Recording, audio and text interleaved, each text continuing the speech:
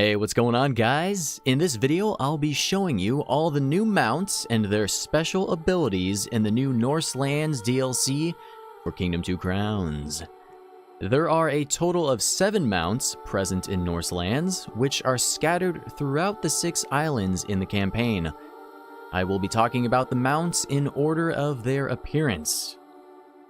Up first on Island 1 is what I'm going to refer to as the Sun and Moon Horse. This horse will cost you 1 gem to unlock and 4 coins to mount. It's a mild but decent upgrade from the starting horse with a little bit more stamina and a little bit more speed. It does require grass to graze on, so it's not going to be the best to use during winter. This horse has no player activated ability, but it does have a passive ability that changes the horse's color scheme to match the time of day. So at night, the horse will be a very dark blue color. Then at sunrise, it will start to lighten up until it is a pure white color at midday.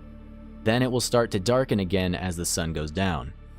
This passive color change can come in handy for helping you keep track of time in situations where you might not be able to see the sun or the sky, such as when you're in a thick forest or on a very cloudy day.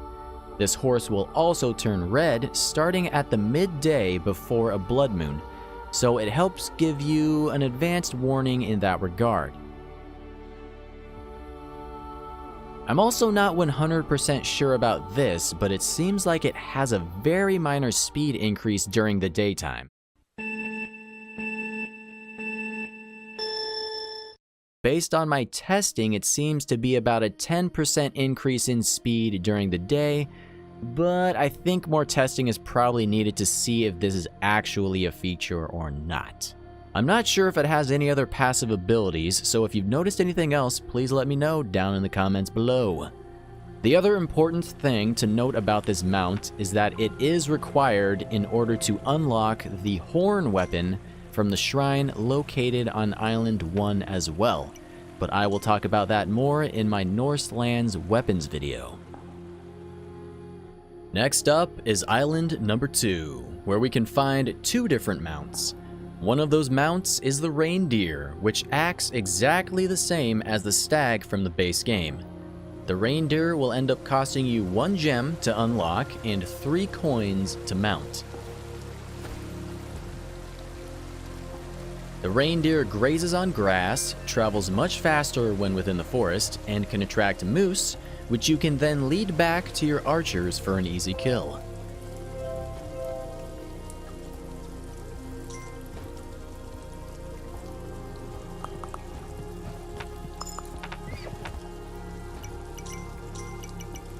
The other mount on Island number 2 is Freya's Chariot, which is pulled by 2 large cats. This mount will end up costing you 3 gems to unlock and 7 coins to mount. It's decently fast, and the cats can eat small mice for a stamina boost anywhere on the island, regardless if it's spring or winter. It has a special player-activated ability that allows you to launch the chariot very quickly at a very high speed. This can be useful for evading greed in a difficult situation and is just generally useful for getting around the island quickly. It has a passive ability as well, which allows you to attract large cats in the same way that the Reindeer can attract moose. You can lead a large cat back to a farm plot where the cat will automatically start hunting for rodents. From time to time, it will pounce on a rodent and a coin will be generated. This is an excellent extra source of income, especially when you have multiple cats at a single farm.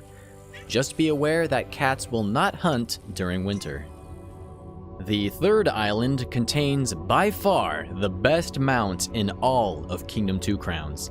This beast will cost you 3 gems to unlock and 12 coins to mount.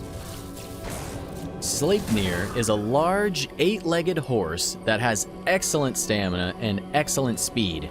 His walking speed is actually slightly faster than the greed. So even if you're out of stamina, you can usually still escape in most cases. The only real downside to him is that he grazes on grass, so don't expect any stamina bonuses during winter. In addition to his excellent speed and stamina, he has a player-activated ability that lights the ground on fire, while simultaneously launching back any enemies that are in your path. The knockback can not only launch regular greed enemies, but can also send the large crabs and giant breeders flying backwards as well. Needless to say, this ability is probably overpowered, because if used properly, it allows you to single-handedly defend a wall from basically any wave before day 200. But man, is it so satisfying to use. Up next, on island number 4, you can find a horse that's made of water. He will cost you 3 gems to unlock and 10 coins to mount. He has okay speed, but fairly poor stamina, especially compared to Sleipnir.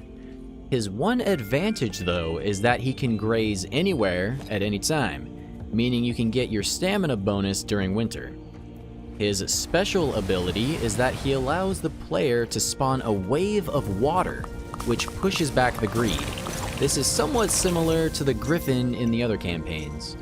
One interesting thing to note is that this water wave ability turns into an ice wall during winter. It's possible to erect 3 ice walls at a time, and they take a decent amount of damage before being destroyed, and you can usually leave them set up for about 30 to 45 seconds before they melt on their own.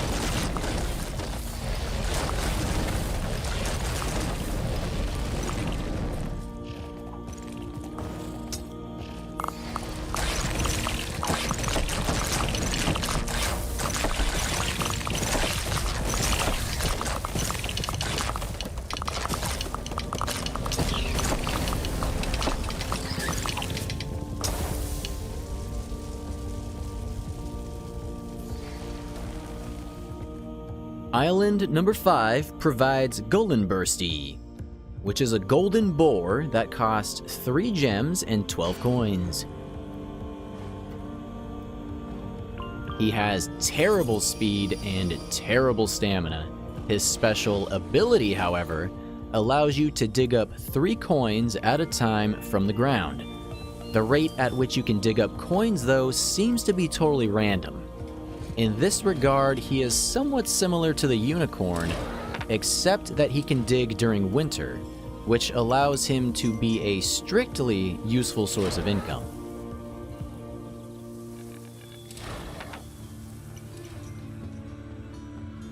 Alright, the final mount found on island number 6 is the mystical wolf Fenrir.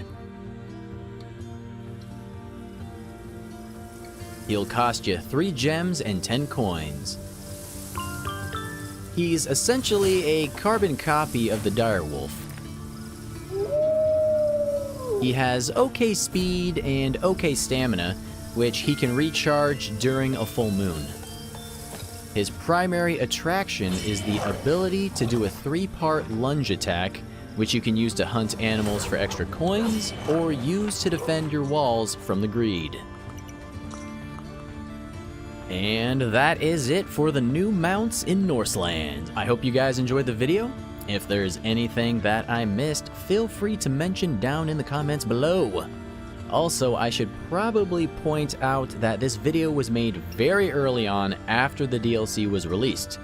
So if you're watching this a while down the road, chances are the game has been patched and changes have been made. So some of this info may or may not be accurate in the far future. Just keep that in mind. Anyways, with that, I will see you fine folks in the next one.